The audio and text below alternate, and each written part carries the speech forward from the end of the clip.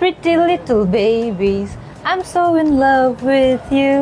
Social মিডিয়াতে এই গানটা এখন viral. You can ask the flowers, I sit for hours. ফুলদেরকে আবার প্রশ্ন করে কিভাবে? আসলে কিন্তু ফুলদেরকে প্রশ্ন করা যায় না, কিন্তু গায়িকা এই লাইনটা you can ask the flowers বলে এটা বোঝাচ্ছে যে সে সারাদিন ধরে তার প্রিয় মানুষকে নিয়ে এত মগ্ন হয়ে চিন্তা করছে যে আশপাশের ফুলদেরও সেই ব্যাপারে খবর আছে। ইংরেজিতে এটাকে বলা হয় ফিগারেটিভ ল্যাঙ্গুয়েজ।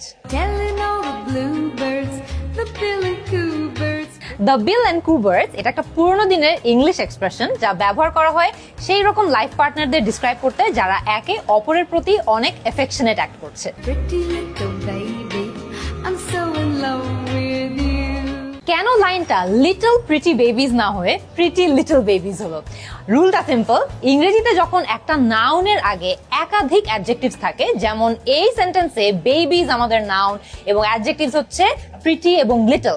সো একটা নাউনের আগে যখন একাধিক অ্যাডজেক্টিভস আসে সেই অ্যাডজেক্টিভস গুলোকে একটি নির্ধারিত অর্ডার ফলো করতে হয় এবং এই কারণেই আমাদেরকে ফার্স্টে ওপিনিয়নটা বলতে হবে, তারপরে সাইজটা বলতে হবে। তাই এটা লিটল প্রিটি বেবিজ না হয়ে প্রিটি লিটল বেবিজ হয়েছে। নেক্সট কোন গানটি দিয়ে ইংলিশ গ্রামার শিখতে চাও কমেন্টে জানাও।